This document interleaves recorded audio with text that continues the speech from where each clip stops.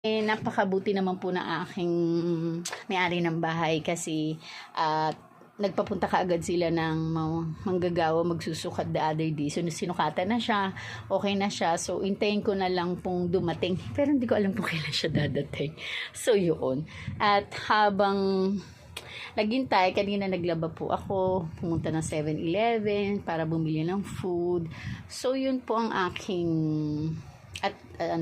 ginagawa. At least may nangyari habang naka-shutdown rest day tayo, 'di ba? So, sa 11 pa po yung balik natin sa work. So, mamaya ayan, kakain na tayo. Magkakape na lang muna ako tsaka bread. Meron po akong with bread. Ayan.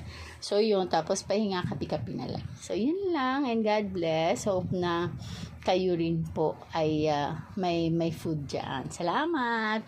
Bye-bye!